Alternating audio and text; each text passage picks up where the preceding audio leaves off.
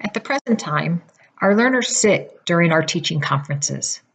Sometimes this is because they're eating lunch, but there are plenty of other times when they are not.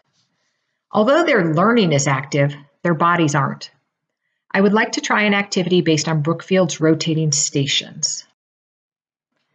My idea is to have 4 large poster board size Post-its hung in different areas of our conference room.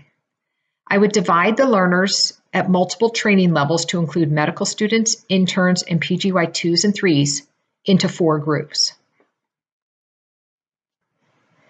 Visible at the top of each Post-it poster would be a chief complaint of a patient case, along with very minimal history. In subsequent paragraphs on that Post-it page, I would add additional information, more history, physical exam findings, labs and imaging data, all to help our learners diagnose the case. I would cover all of that additional information with another poster-size Post-it note.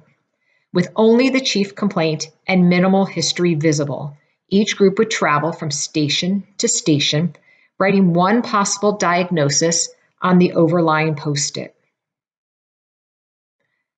I would then move the overlying Post-it note to reveal the next bit of information on the original page.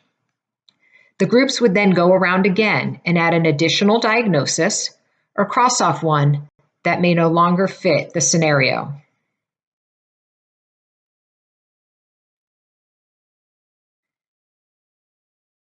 This would continue until we got down to data.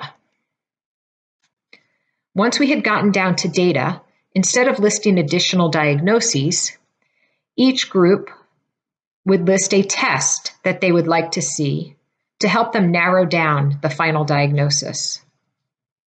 You can see chest X-ray and CTA-PE added on this Post-it note. We would then move the overlying Post-it down again to reveal the available data for the case. Once all of the data was revealed, the groups would have an additional chance to go to each station and either add one final diagnosis or cross one off that no longer fit the picture. As an entire group, they will hopefully arrive at the diagnosis or at least have a very short differential at that point. Each diagnosis and test listed must be a unique entry on each Post-it note such that subsequent groups to that station must come up with a new idea. The goals of the activity are to help our learners broaden their differential diagnoses, learn to avoid anchoring in other biases, and encourage smart test ordering by making them prioritize the tests that they select. This activity would also have them working in groups and get them out of their seats, moving from station to station.